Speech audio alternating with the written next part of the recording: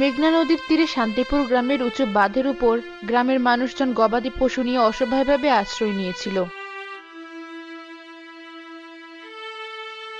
দাদা দেখো, আমাদের স্কুলটা আমাদের স্কুলটা যে ডুবে যাচ্ছে। ওই তো চালের অর্ধেকটা জলের নিচে চলে গেল। পতাকা ওড়ানোর ওই উঁচু বাসটাও আর দেখা যাচ্ছে না। আর একটু হলেই সব শেষ হয়ে যাবে। আমাদের সব বই খাতা খেলার বই সব তো বেড়ে যাবে। মরিয়ম আমাদের নতুন ব্ল্যাকবোর্ডটা নিজের জমানো টাকা দিয়ে কিনে এনেছিলেন, ওটাও তো পচে যাবে। আমরা আর কোনোদিন স্কুলে যেতে পারবো না দাদা। আমাদের পড়াশোনা কি এখানেই শেষ? বাবা বলতো পড়াশোনা না করলে নাকি মানুষ হওয়া যায় না। কান্না থামা দাদু ভাই। পুরুষ মানুষ কি এমন সামান্য বিপদে ভেঙে পড়ে? মেঘনার বুকে যারা বাস করে তাদের বুকটাও মেঘনার মতোই চওড়া হতে হয়। এই ঢেউ আসবে, আবার চলেও যাবে। কিন্তু এটা সামান্য বিপদ নয় দাদা। আমাদের ঘর ভেসে গেছে, ধান ক্ষেত ভেসে গেছে, এখন আমাদের স্কুলটাও চলে যাচ্ছে। মরিয়ম আপু বলেছিলেন এই স্কুলটাই আমাদের অন্ধকারের বাতিঘর।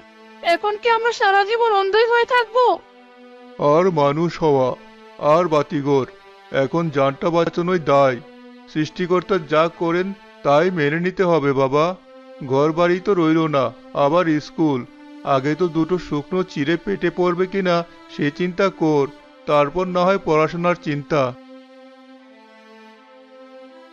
আজিজ, ওভাবে কথা বলিস না। ঘর বাড়ি হলো মাটির দেয়াল, ওটা ভাঙলে আবার গড়া যায়। পেট খালি থাকলে একদিন না একদিন ভরবে। কিন্তু এই বাচ্চাদের বুকের ভেতর যে স্বপ্নটা আছে, যে শিক্ষার আলোটা আছে, ওটা একবার ভেঙে গেলে, একবার নিভে গেলে আর সহজে জোড়া লাগে না, সহজে জ্বলে না। পুরো একটা প্রজন্ম পঙ্গু হয়ে যায়। তাহলে কি আমাদের স্কুলটা সত্যি সত্যি ডুবে যাবে দাদা? আমরা কি আর কোনোদিন একসাথে মাঠে দাঁড়িয়ে আমার সোনার বাংলা গাইতে পারবো না? আমি হাশেম ডুবুরি বেঁচে থাকতে শান্তিপুরের স্কুল ডুবতে পারে না, শান্তিপুরের শিশুদের স্বপ্ন ডুবতে পারে না। আমি ওটা ভাসিয়ে তুলবো। কি বলছেন চাচা? একটা আস্ত স্কুল ঘর বাসিয়ে তুলবেন? আপনি কি মজা করছেন? আপনার কি মাথা খারাপ হয়ে গেছে? এটা কি কলা গাছের বেলা যে ভাসবে? ওটা ইট সিমেন্টের ভিতের উপর দাঁড়ানো ঘর। গ্রাম প্রধান সেখানে আসে। হাশেম ভাই, আপনি আমাদের গ্রামের সম্মানিত ব্যক্তি, কিন্তু এখন আবেগের কথা বলার সময় নয়। আমি বুঝতে পারছি বাচ্চাদের কষ্ট, কিন্তু যা অসম্ভব তা নিয়ে ভেবে লাভ কি? উল্টো ওদের মনে মিথ্যা আশা জাগাবে। সাহেব, অসম্ভব বলে কোনো শব্দ আমার অভিধানে নেই। যৌবনে যখন উত্তাল মেঘনা থেকে মাঝিসহ নৌকা টেনে তুলতাম, তখনও লোকে ওটাকে পাগলামি বলতো।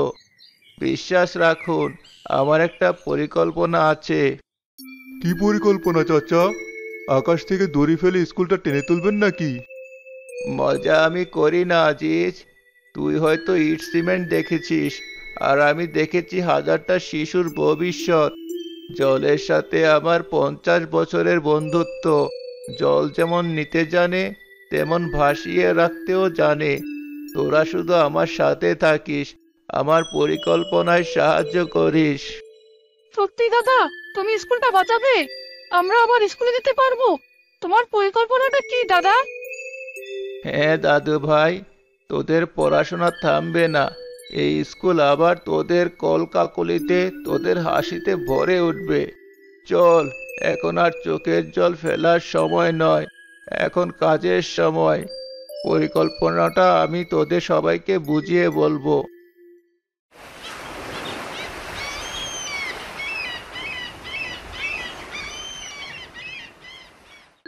পরদিন ভোরবেলা বৃষ্টি কিছুটা ধরেছে। হাশেম দাদা কয়েকজন যুবক গ্রামের প্রধান এবং তার নাতিদের নিয়ে বসে আছেন। সামনে অনেকগুলো খালি ড্রাম, মোটা কাঁচি আর বড় বড় বাঁশ জড়ো করা হয়েছে। হাশেম ভাই, আপনার কথা মতো গ্রামের সব ঘর থেকে খালি ড্রাম, দড়ি, বাঁশ যা ছিল সব নিয়ে এসেছে। কিন্তু আমি এখনো বুঝতে পারছি না এগুলো দিয়ে কি হবে। আমার ভয় হচ্ছে এই চেষ্টার ফলে কোনো দুর্ঘটনা না ঘটে যায়। প্রধান সাহেব, সবচেয়ে বড় দুর্ঘটনা তো আমাদের চোখের সামনেই ঘটছে। আমাদের ভবিষ্যৎ প্রজন্ম ডুবে যাচ্ছে। এর চেয়ে বড় দুর্ঘটনা আর কি হতে পারে? এখন আমার কথা মন দিয়ে শুনুন। বলুন চাচা, আমরা শুনতে প্রস্তুত, যদিও আমার মনে এখনো হাজারটা প্রশ্ন।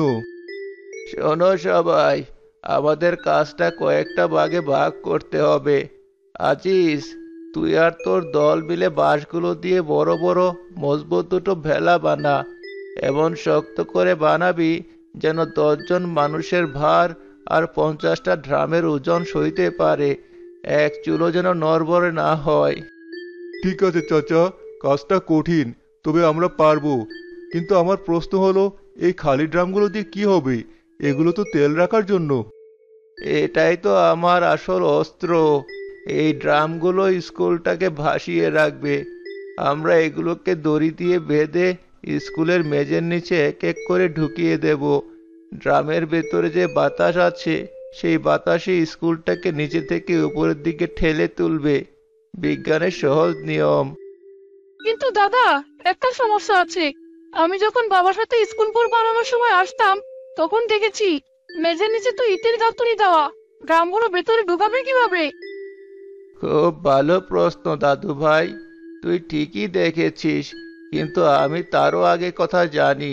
যখন এই স্কুলের ভিত খোঁড়া হয়েছিল, তখন আমি উপস্থিত ছিলাম।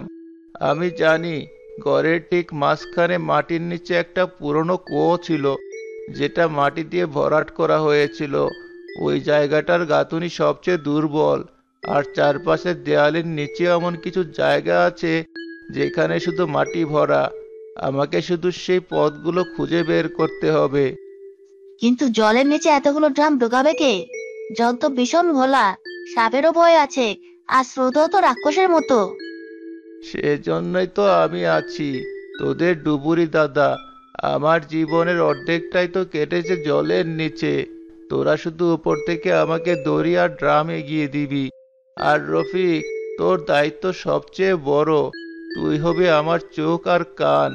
দড়ির মাপ, টান সবকিছু তোকে নিখুঁতভাবে নিয়ন্ত্রণ করতে হবে। একটাও দড়ি যেন আলগা না হয় বা বেশি টাইটও না হয়। আমি সব পারবো দাদা, তুমি কোনো চিন্তা করো না। তুমি শুধু নিজের শরীরের দিকে খেয়াল রেখো। আসেম ভাই, আপনার বয়স হয়েছে। এই বয়সে এতক্ষণ জলের নিচে থাকাটা আপনার জীবনের জন্য ঝুঁকি হয়ে যেতে পারে। আমি অনুরোধ করছি, আর একবার ভেবে দেখুন। সাহেব, আমার শরীরটা হয়তো বুড়ো হয়েছে, কিন্তু মনটা এখনো জোয়ান। আর যখন এই বাচ্চাদের মায়াভরা মুখগুলোর দিকে তাকাই, তখন শরীরে যেন 10টা জোয়ান হাতির বল পাই। আমার জীবনের চেয়ে এদের ভবিষ্যৎ অনেক বেশি দামি। তোরা আর কথা বাড়াস না, কাজে লেগে পড়।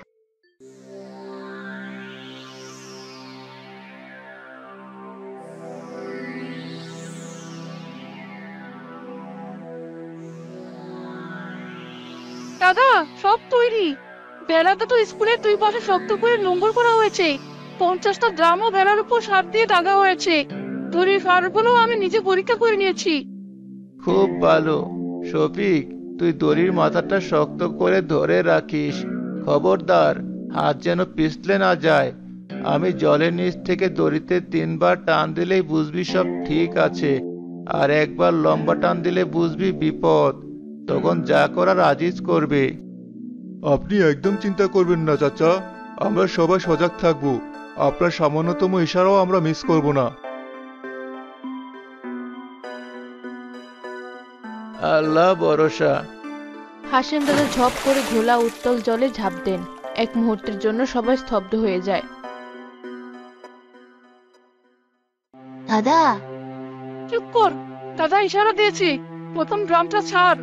আস্তে আস্তে, খবরদার, ও তাড়াহুড়ো নয়।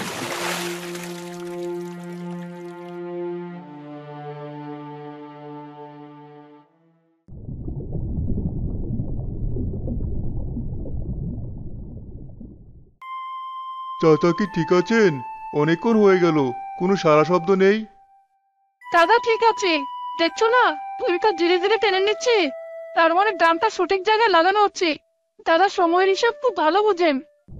প্রায় 10 মিনিট পর হাসেম দাদা ভেসে ওঠেন। তার মুখ উত্তেজনায় ও পরিশ্রমের লাল।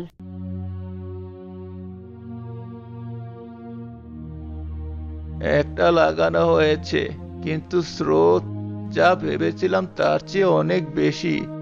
মেঝের নিচে আবর্জনাও জমেছে। পরেরটা দে, সময় নষ্ট করা যাবে না। চাচা, আপনি একটু বিশ্রাম নিন। আপনার মুখটা কেমন ফ্যাকাশে হয়ে গেছে। আমরা না হয় কাল আবার। কাল বলে কোনো দিন নেই আজিজ, যা করার আজই করতে হবে। আমার নাতিদের স্কুলের চেয়ে আমার জীবনটা বড় নয়। দে, পরেরটা দে। আবারও হাসিম দাদা জলের নিচে ডুব দেন। এভাবে একটার পর একটা ড্রাম লাগাতে থাকেন। কাজটা যেন এক যুদ্ধ।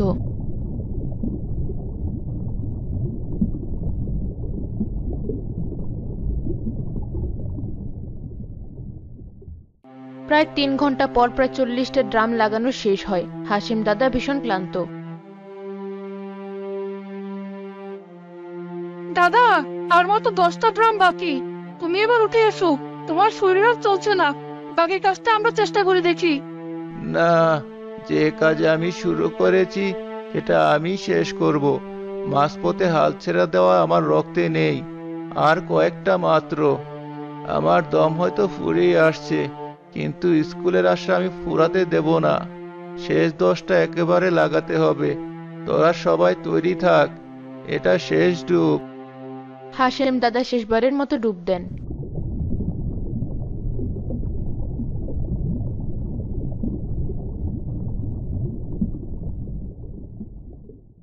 এবার অনেকক্ষণ সময় কেটে যায়।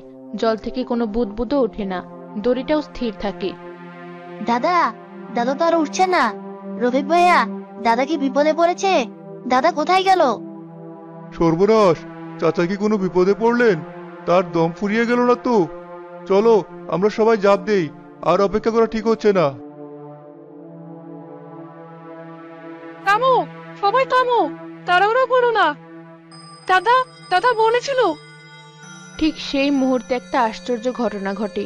পুরো স্কুল ঘরটা একটা মৃদু কিন্তু জোরালো কাঁপুনি দিয়ে ধীরে ধীরে শব্দ করে জলের উপর ভেসে উঠতে শুরু করে। ওই দেখো, ওই দেখো, স্কুলটা ভাসছে। হাসিম দাদা পেরেছে, আমাদের স্কুলটা ভেসে উঠেছে। বাঁধের উপর থাকা শত শত মানুষ অবাক হয়ে তাকিয়ে দেখে টিনের চালের স্কুল ঘরটা একটা বিশাল জাহাজের মতো জলের উপর দুলছে। আর তার পাশেই নিস্তেজ অবসন্ন অবস্থায় ভেসে উঠছেন হাসিম দাদা। চাচা, চাচা, আপনি ঠিক আছেন? কথা বলুন চাচা।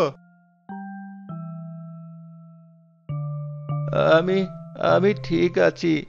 দেখ, তোদের স্কুল আর আর ডুববে না। আজিজ ও রফিক মিলে হাসিম দাদাকে প্রায় অচেতন অবস্থায় টেনে ভেলায় তোলেন। তিনি ক্লান্তিতে চোখ বুজেন, কিন্তু তার মুখে লেগে আছে এক বিজয়ের হাসি।